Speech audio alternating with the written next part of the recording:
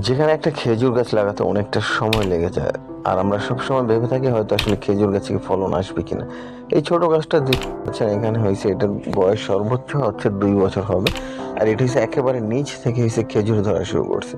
গত বছর এটার পাশ থেকে আমি একটা খেজুর গাছ আমি আপনাদেরকে দেখাই। সেই খেজুর গাছটা ছিল এর থেকে একটু বড়, একটুখানি বড় বলতে সেটার বয়স ছিল প্রায় 2.5 থেকে 3 বছর। তো সেই গাছটার মধ্যে মোটামুটি মাসাল্লাহ ভালো খেজুর ধরছিল। আর এইবার এই বছর এই গাছটার মধ্যে খেজুর ধরছে। আর দেখতে পাচ্ছেন তার সাইডে হয়েছে যে তার সাইডে হচ্ছে অন্য একটা ব্রাঞ্চও হয়েছে, কারণ হচ্ছে খেজুর গাছের সাথে হয়তো অন্য কোনো বীজ থাকার কারণে এই জিনিসটা হয়েছে। আর এতটুকু একটা ছোট গাছে যখন খেজুর আসে তখন আসলে ভাবা যায়, আমরা যখন হচ্ছে কোনো খেজুর গাছ বা খেজুর গাছ লাগাতে চাই তখন হয়তো আমাদের চিন্তা ভাবনা তো অনেক কিছু থাকে যে আসলে আমরা কিভাবে লাগাবো। অনেকে চিন্তা ভাবনা করে যে আসলে বাইরে থেকে খেজুর নিয়ে আসবো বা ছবি থেকে খেজুর নিয়ে আসবো। আপনারা যদি চান নিজে চারা করতে পারেন এরকম ধরনের খেজুর গাছের। আপনারা যদি বাড়িতে নিজেরা করতে চান যে 2-4টা লাগাবেন,